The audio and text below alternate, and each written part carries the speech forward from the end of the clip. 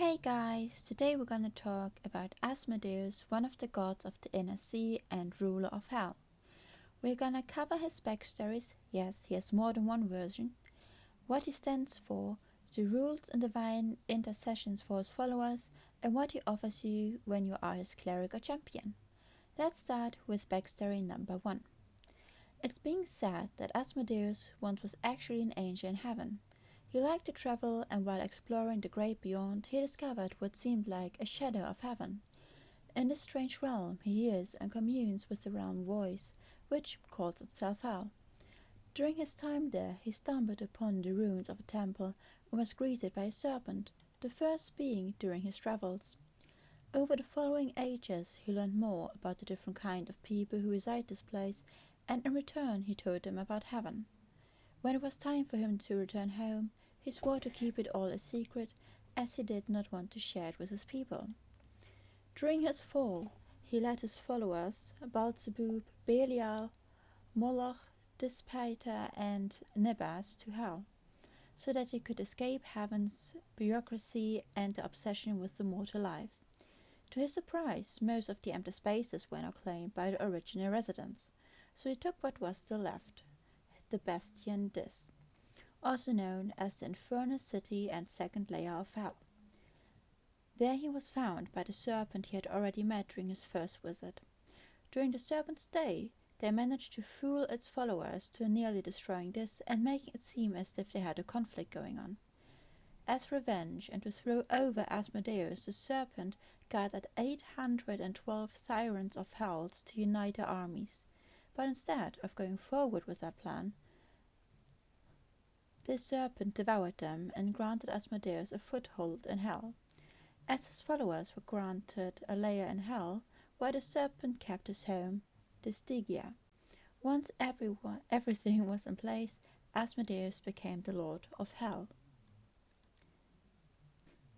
Now, let's have a look at backstory number 2. The Book of the Damned claimed that Asmodeus was one of the first beings, also known as the first gods. He, his brother Ethys, and the other gods created stars, planets, and the fundamental of law that binds them. Everything was going well. That was until his brother discovered the concept of souls and created the first mortals. He wanted them to be free and do however they pleased, but some of the other gods, Asmodeus included, viewed the mortals as tools and therefore unworthy of a free will. This little conflict soon turned into the first war between the gods. Everyone built their own alliances, and the brothers lost contact. That was until they met on a distant world for their final battle. Asmodeus offered his brother peace, only to then murder him. To honor his fallen brother, he allowed the mortals to have freedom, only to then create hell, a place of absolute and merciless order, to warn the others of what is to come when he will have enough of the mortals' freedom. I really like both of these stories, but I think from what I've known so far, the second story seems more plausible, at least in the setting. While the first one is really interesting and at least explains how all his followers got their place in hell and why that serpent is running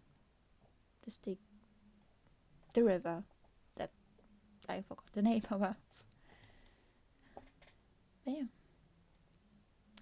But before we move on to the next part, let's not forget that he also played a big role in protecting Golarion from Ravagog, an evil god who tried to destroy Golarion.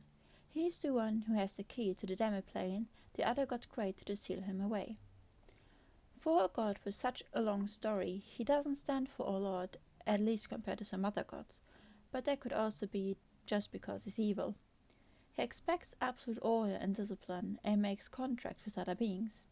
To sweeten the deals or to make it more tempting, he offers certain boons. As a minor boon, he could give you suggestion as a divine innate spell to aid you with your diplomacy checks. As a moderate boon, he could make your eyes glow like amber and turn your skin red. Mechanic-wise, it would give you dark vision and fire resistance 5, and basically turned you into a tiefling, just without the horns, the tails, and any other feature you might want to add to that race. As a major boon, He helps you enforce bargains and contracts. This would mean that when someone is willing to make a deal with you, they can't break their part of it as long as you fulfill yours. Once you break your part, the other is no longer bound to fulfill its part. If you break one of his contracts or do something else he sees as an insult, he can curse you. A minor curse could be that you gain weakness 5 to fire. A moderate curse could be that he forces you to fulfill any agreement or contract you make, and you have to follow it word for word. A major curse could be that he bestows you with an ancient wound. You become permanently drained 4, and every time you do a chaotic act, you become second 1. You can only remove this curse. Your only option is another intercession with him. I kind of fucked this sentence.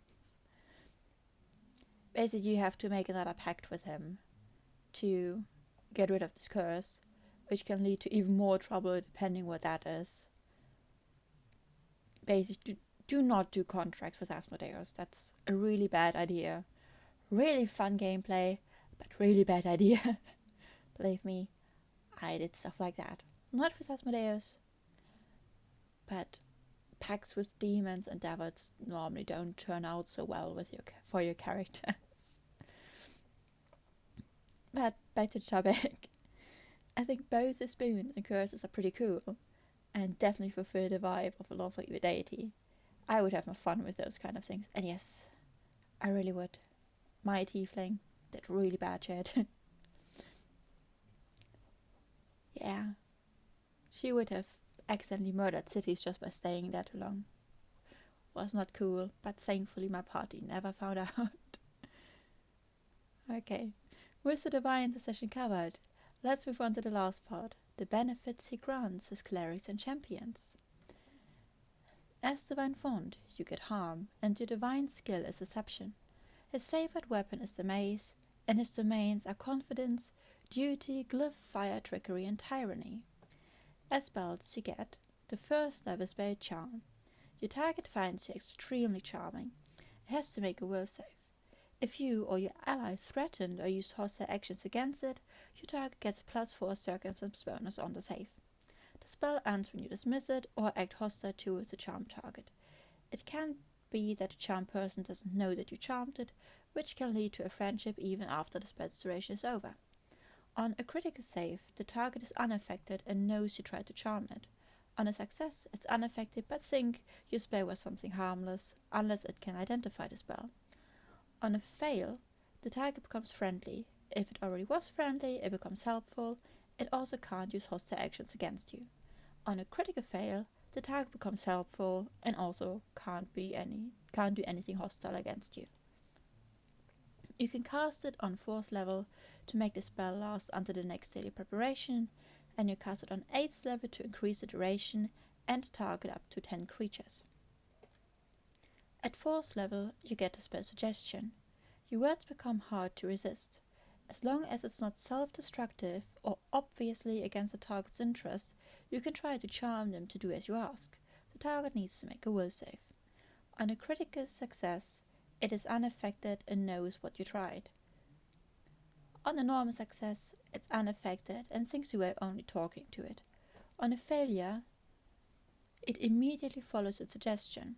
The effect lasts for 1 minute until until the suggestion is completed or until it becomes negative for the target. On critical failure, the base duration is 1 hour. You can cast it at 8th level to target up to 10 creatures. The last spell he grants you is the 6th level spell Mislead. You turn invisible and create an illusory duplicate of yourself. While you sustain the spell, you can mentally dictate a course of actions for your duplicate to do during a turn. It can't affect anyone with what it does, but it looks like it is doing it. If someone notices that the duplicate is an illusion, it doesn't mean that they know you are invisible. And others who can't see you are invisible don't automatically know that the other one is an illusion. Should you cast a spell, attack, or otherwise interact with a creature, you can attempt a deception check to make it seem as if the illusion did it. That only works though if the illusion is in a position where it could look like it did it. For example, you can't cast can't cast a ray of fire and make it seem as if the duplicate did it when you are on different sides of the fight. In cases like that, the deception check automatically fails. Also, note that hostile actions will not make you visible. Well, this is all I have about him. Remember that he's a lawful evil god, so unless your DM allows evil characters, you can't really have him as your deity for your cleric or champion, because you need to be in the same alignment range that he offers. Should your DM allow it, I think he's definitely worth to consider as your god. He will give you spells that help deceive others, and you can always enforce the law on others, or whatever law an evil character follows.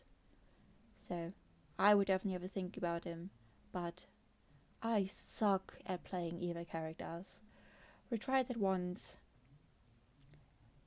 and I think the evilest thing my character did was loot one of the party members when they died.